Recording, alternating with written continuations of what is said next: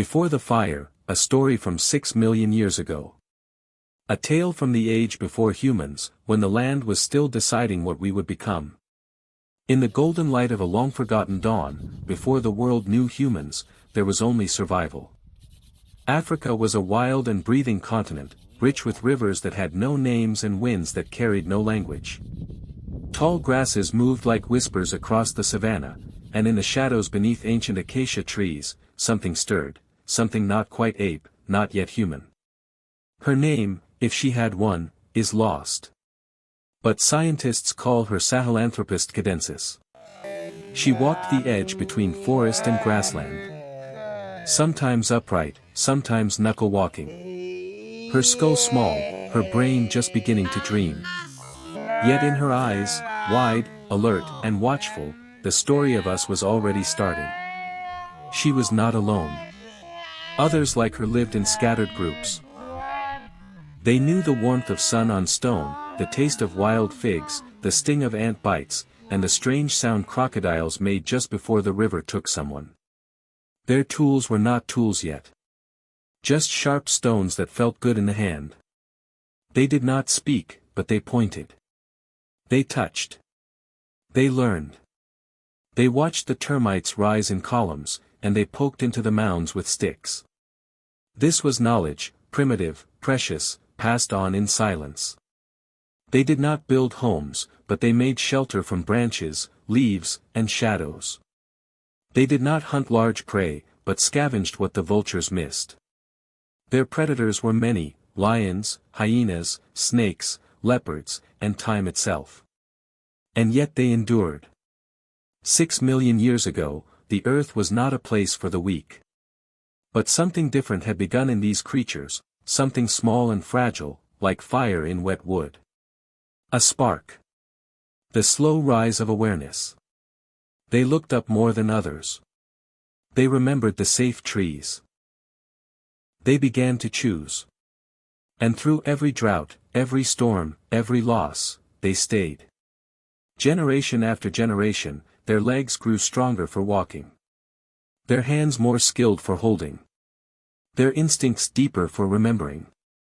From these beings came others, Australopithecus, Homo habilis, Homo erectus, and finally, us.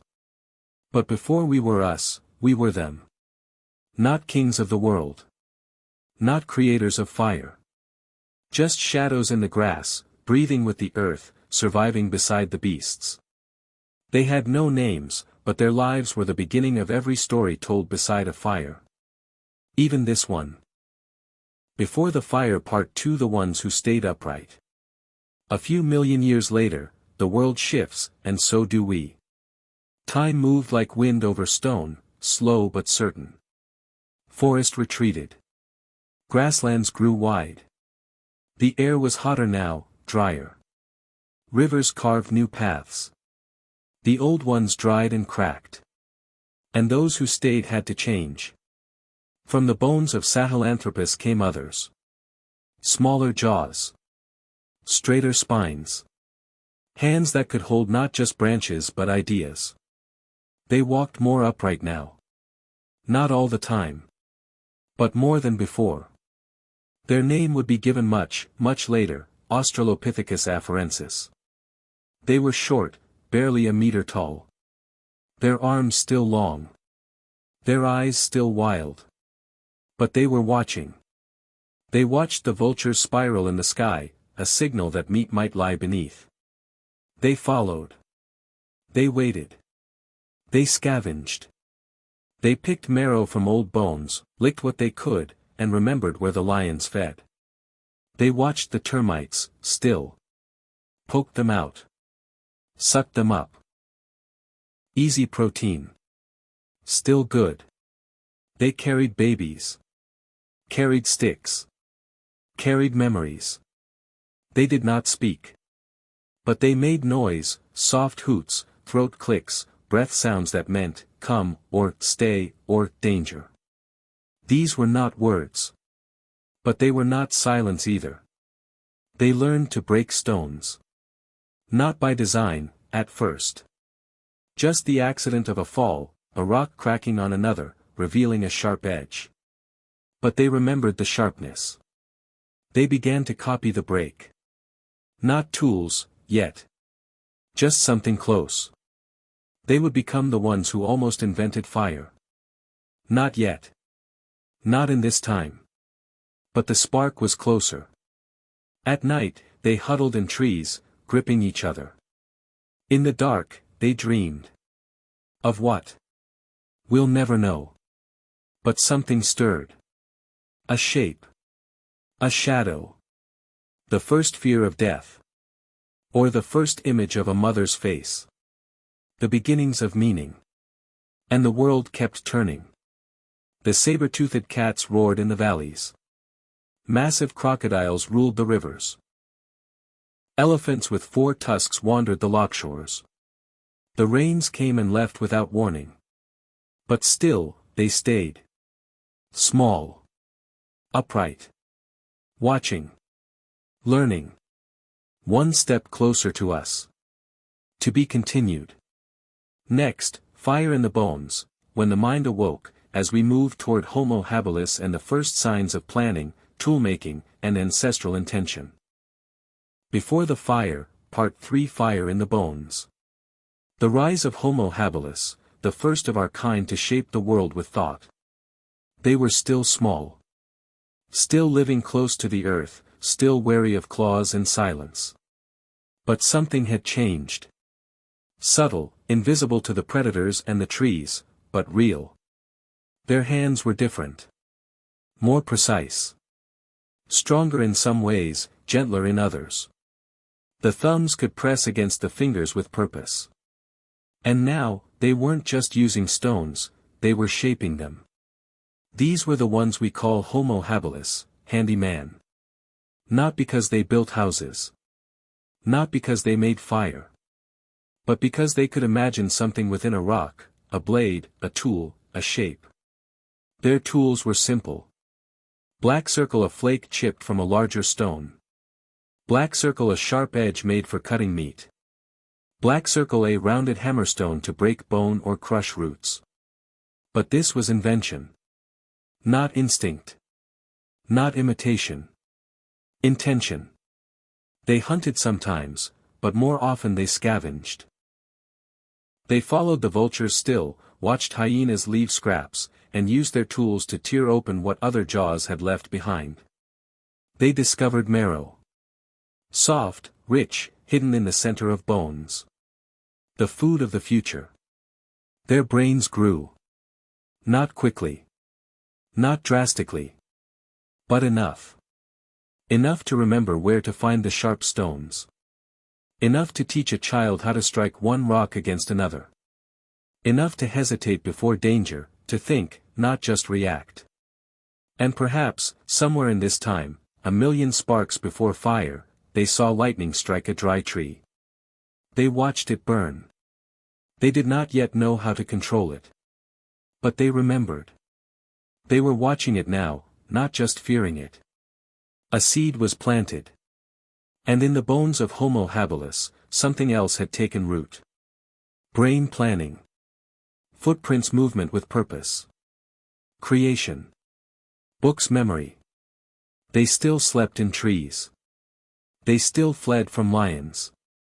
They still had no words. But now, the world was beginning to bend, slowly, quietly, toward them. And from them would come new beings, Homo erectus, taller, stronger, firemakers, wanderers of continents. The next step. The journey was far from over.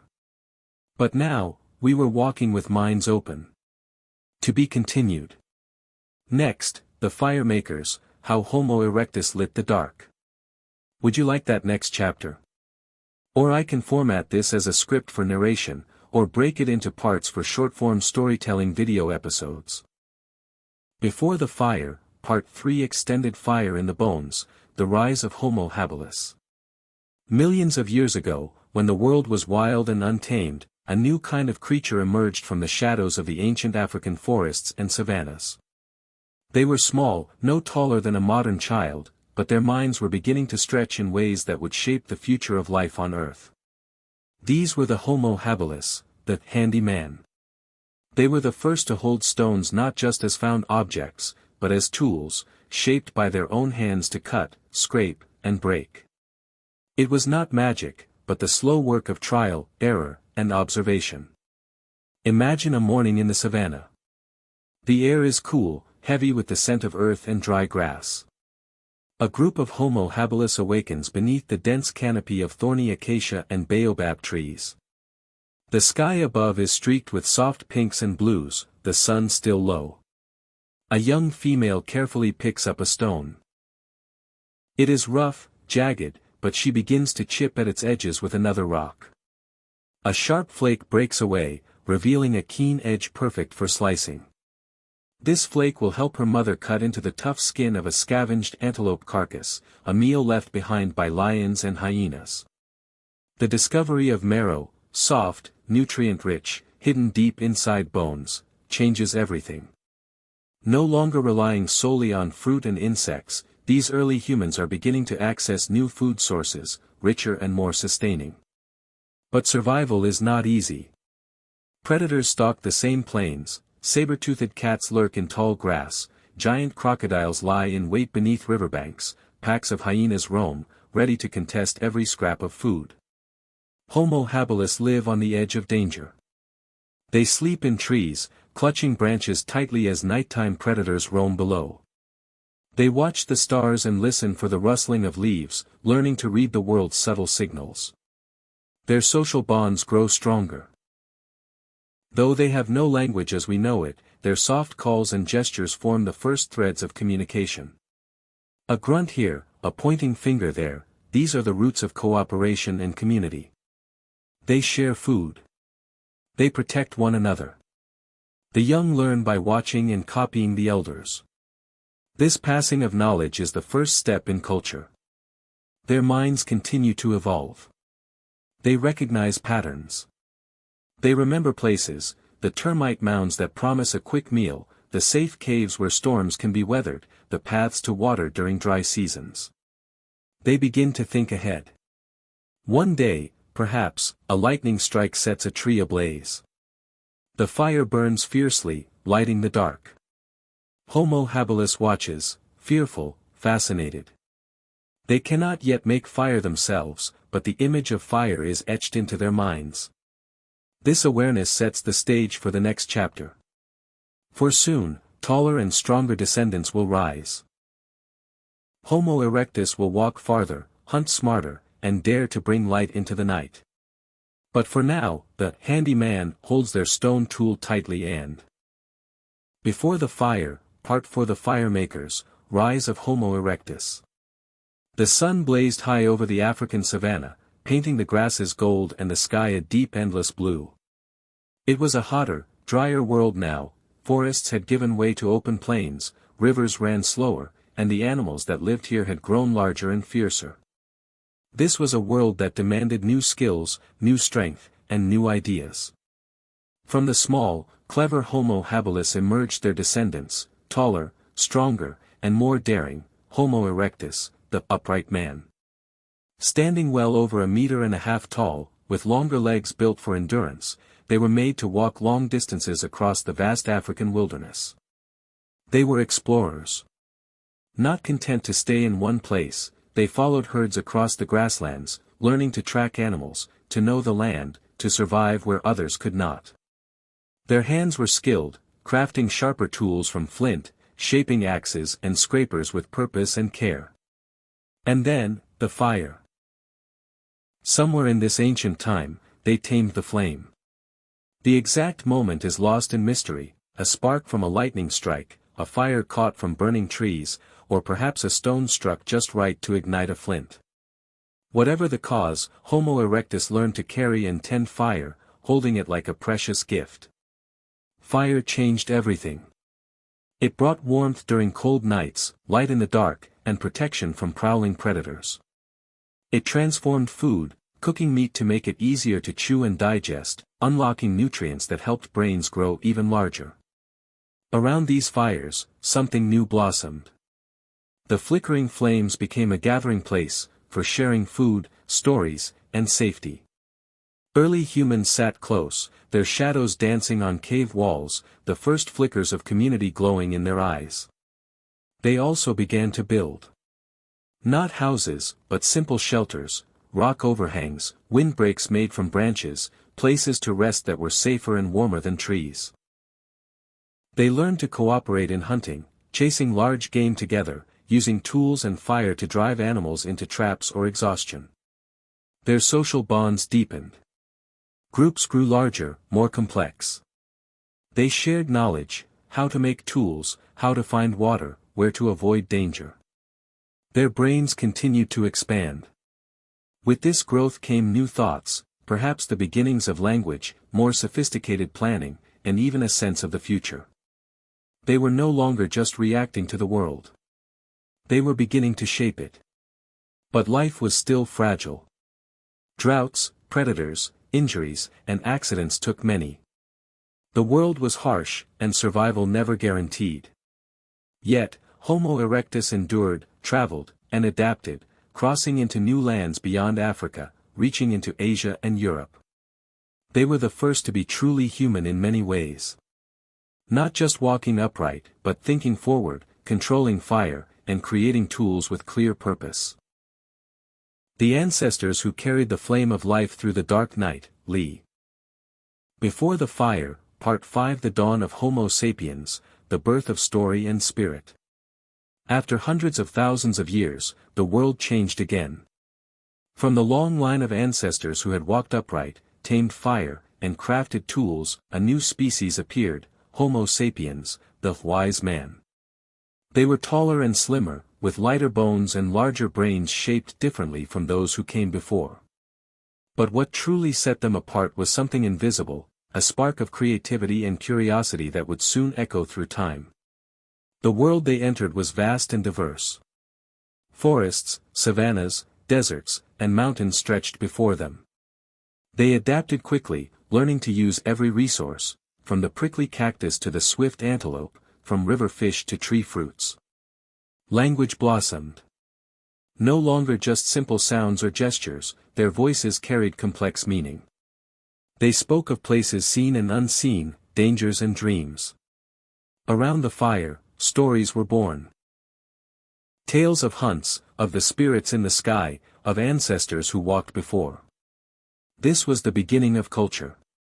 Songs, rituals, and art, the first expressions of what it meant to be human. They painted. Deep inside caves, their hands traced images of animals, hunters, and strange symbols. Colors made from earth and charcoal brought these visions to life. These paintings were more than decoration, they were a connection to something greater, a way to understand the world and their place in it.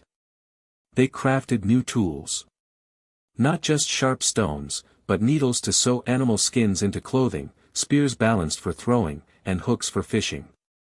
Their ingenuity allowed them to survive in cold climates and harsh terrains. Community grew. Bands of humans shared food, knowledge, and protection.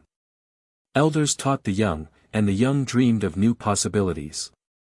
They cared for the sick and buried their dead, honoring the cycle of life. And then, they traveled. From Africa, Homo sapiens moved across continents, crossing deserts, mountains, and oceans. They met other humans, Neanderthals, Denisovans, sharing stories and genes. They adapted to new worlds, always moving forward. The greatest change was within. With imagination came innovation, empathy, and wonder. The first rituals, the first music, the first dance. A mind able to dream, to ask why, and to create meaning beyond survival. Reflection. The story of Homo sapiens is the story of becoming artists, storytellers, dreamers, and builders of worlds. It is the beginning of all that we are today. Before the Fire, Part 6. Stories by the Fire, the heartbeat of humanity. When night fell across the vast landscapes, the cold crept in and the dangers of darkness surrounded the small bands of Homo sapiens. But they carried a precious gift, fire. Around the crackling flames, families gathered. The firelight flickered on faces young and old, casting shadows that danced like spirits on the cave walls. This was more than warmth and safety. It was a place of gathering, a sacred space where stories were born and told, stories of the hunt, of the stars above, of the animals that roamed the earth, and of the ancestors who walked before. The storyteller, often an elder with wise eyes and steady voice, began. Long ago, when the world was new, the great baobab tree stretched its arms to the sky. The children listened, wide-eyed, as the tale wove through the night, teaching lessons about courage, kindness, and the laws of the wild. Stories served many purposes. Teaching how to track animals, where to find water, which plants heal, and which to avoid. Remembering the journeys of ancestors, the origins of the tribe, the meaning of seasons and stars. Connecting, building bonds between people, creating a shared identity and trust. Imagining, exploring the mysteries of life, death, and the spirit world. As fires burned, songs rose, melodies mimicking bird calls, rhythms beating like the pounding hooves of the gazelle. Dance followed, feet pounding earth in celebration and ritual. Art joined storytelling. Hands pressed pigments onto stone, creating lasting images. These were the first libraries, not written words, but pictures and symbols that carried meaning across generations. This oral tradition was the heartbeat of humanity. Long before letters and books, it was stories that preserved knowledge and hope. Through them, the past lived and the future was dreamed. The journey continues. As Homo sapiens traveled beyond Africa, these stories evolved. Blending with new landscapes, peoples, and ideas. They became the foundation of every culture and every civilization that followed. Reflection. Around a fire, under a star-studded sky, the earliest humans found their voice, a voice that still speaks to us today, reminding us of our shared beginnings and the power of stories to light the darkest night. The site offers more questions than answers. Trade, however, is something we can trace. The people of Great Zimbabwe were not isolated. Through rivers and trails that snaked through the savanna and over distant ridges, they connected with a far-reaching trade network. Glass beads from India, porcelain from China, and coins from Arabia have all been found in the ruins. These were not conquerors or colonizers, but traders. Quietly, efficiently, they built their wealth on gold and cattle. Gold dust was gathered from riverbeds and dug from shallow pits with wooden tools. Though primitive by today's standards, the miners were skilled. The gold was carried, bit by bit, along trade routes to the east coast, eventually reaching the Swahili city-states like Kilwa, and then sailing across the Indian Ocean. From there, it passed from hand to hand, flowing invisibly into the vaults of merchants and kings far removed from the source. All the while, Great Zimbabwe grew. Not explosively, but like sediment collecting in a river, steadily and without hurry. By the 14th century, it may have housed up to 20,000 people. Some lived on the hill, others below, spread across the valley in clusters of huts and stone-walled enclosures. It was not a city in the modern sense, no paved roads or market plazas, but it had order and rhythm. Grain was stored in clay bins. Tools were forged from iron. Songs and stories were passed along evening fires. And then, as slowly as it had risen, the city began to fade. There was no war, no fire, no cataclysm. Instead, the decline came from soil and silence. Overgrazing may have exhausted the surrounding land. Deforestation for firewood and construction strained the environment. Some suggest a gradual shift in trade routes pulled wealth elsewhere. Others believe drought and famine quietly pushed the people to scatter. By the time Portuguese explorers heard tales of a stone city far inland, Great Zimbabwe was already largely abandoned. The jungle began to creep in. Baboons and vines found new homes in the empty spaces between stone walls. And for centuries, the site lay in uneasy stillness, misattributed, misunderstood, and often ignored. Today, it is still here, sitting quietly beneath the sun, visited by curious travelers and circled by crows. The walls have no voice, but if you listen closely, the stones seem to breathe with memory. And yet one question hums through the silence. What does it mean when a civilization leaves no written record, only architecture and artifacts?